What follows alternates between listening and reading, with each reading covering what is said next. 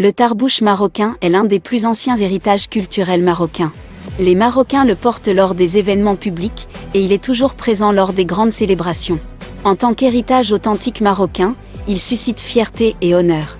Les notables et les personnalités éminentes le portent lors des occasions officielles.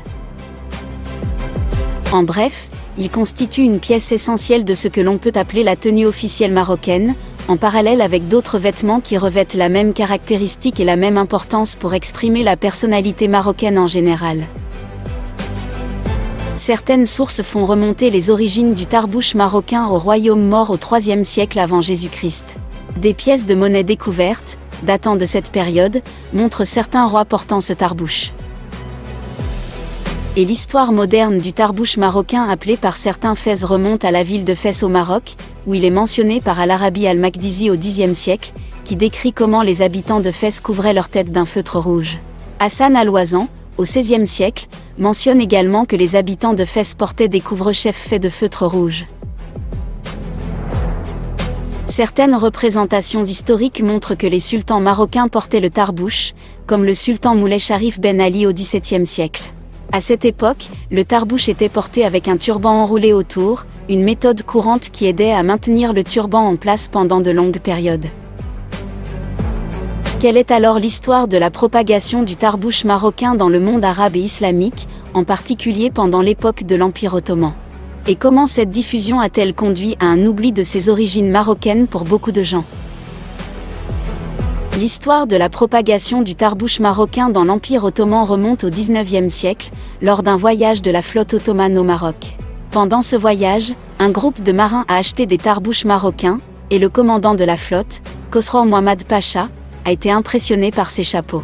Il a alors ordonné à ses marins de porter ces tarbouchs lorsqu'ils rendaient visite au sultan dans la ville d'Istanbul. En les voyant alignés portant les tarbouchs, le sultan Mahmoud II en a été impressionné et a émis un décret ottoman en 1808 généralisant le port du tarbouch dans l'Empire ottoman. Ainsi le sultan, les hauts dignitaires de l'État et les étudiants des écoles ont commencé à le porter. Les femmes portaient également ce tarbouch sous de longues pièces de soie. Au cours de 100 ans, le tarbouch s'est répandu dans tous les marchés ottomans, devenant une mode dans tous les territoires de l'Empire ottoman. Il a été nommé Fès en référence à la ville de Fès au Maroc, d'où il était exporté.